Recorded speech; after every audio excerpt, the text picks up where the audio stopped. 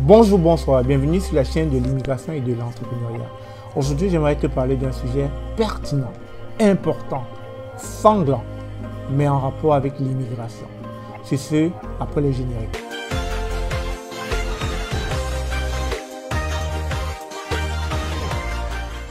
Vous savez, la guerre n'a jamais fait de bien pour qui que ce soit.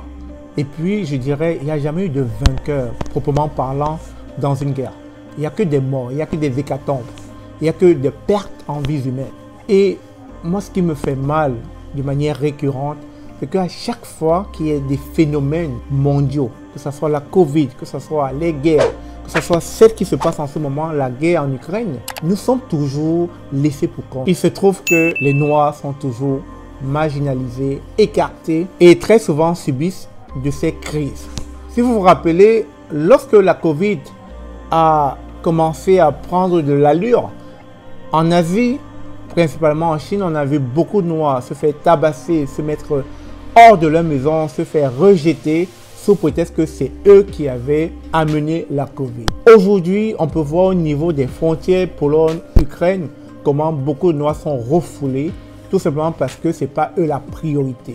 C'est à croire que lorsque on décide d'immigrer, lorsque on part de nos pays d'origine, du fait qu'on fuit la guerre, on fuit la politique, on fuit la pauvreté, on fuit les misères, on se dit qu'on va trouver un nouvel Eldorado qui va pouvoir nous apporter un certain bien-être, un certain calme, une certaine accalmie, une certaine bienfaisance. Mais à l'opposé, lorsqu'il y a des crises, c'est là qu'on se rend compte qu'il y a un parti pris. C'est là qu'on se rend compte que c'est deux poids, deux mesures.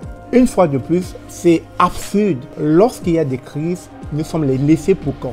Alors je me pose la question, cette immigration choisie, cette immigration parfois involontaire ou non contrôlée, lorsque cela arrive, pourquoi nous subissons? Pourquoi nous sommes victimisés? Pourquoi sommes-nous toujours ceux qu'on indexe plus ou moins comme étant de bas peuples? Alors je me pose la question, si cette solidarité, on la met pas à bon escient maintenant, qu'est-ce qu'il adviendra de l'avenir concernant notre chère communauté, la communauté noire? Parce que ce qui est criant et tous les jours, on le constate encore et encore, lorsqu'il y a une crise, nous sommes les derniers.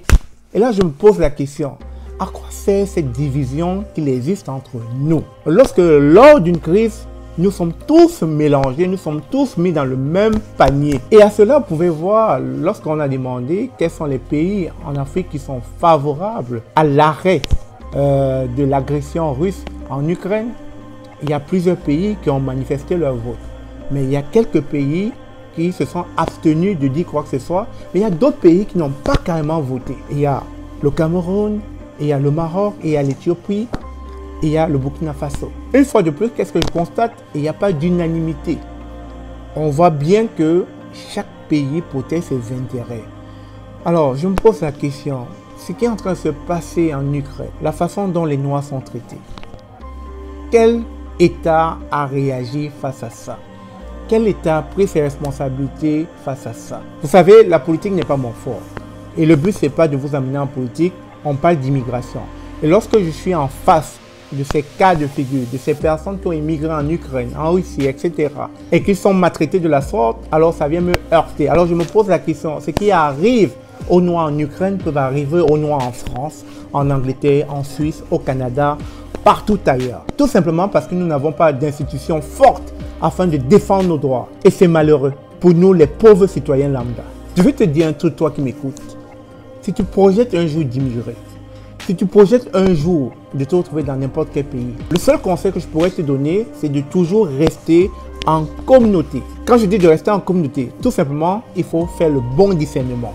Parce que quand les vraies choses vont arriver, tu vas vite te rendre compte que deux poids, deux mesures. Et que très souvent, nous les gens de couleur, comme on aime bien le dire, nous sommes toujours mis en dehors de l'équation. Nous sommes toujours écartés de l'équation. S'il faut sauver des personnes, ça ne commence pas par nous. Et oui, c'est une triste réalité, mais c'est la réalité. Sur ce, si tu as aimé cette vidéo, n'hésite pas de la partager. Parce qu'un jour, tu vas immigrer. Parce qu'un jour, tu vas faire face à cette réalité-là. Parce qu'un jour, on va entendre parler, une fois de plus, que durant une crise, certains Noirs se sont fait maltraiter, certains Noirs se sont fait tabasser, certains Noirs se sont fait refouler. Et une fois de plus, on se pose la question, si on quitte notre pays d'origine pour immigrer pour un bien-être et que ce bien-être, à la fin de la journée, nous ne l'avons pas, où nous trouvons-nous donc dans le monde entier? Où nous trouvons-nous sur la carte du monde entier? Où est-ce qu'on va bien se sentir? C'est lorsqu'il y a des crises, on voit quelle est la vraie nature de l'être humain. Sur ce, si tu as aimé cette vidéo, n'hésite pas à la partager. Et merci encore, on se dit à très bientôt. Like, partage.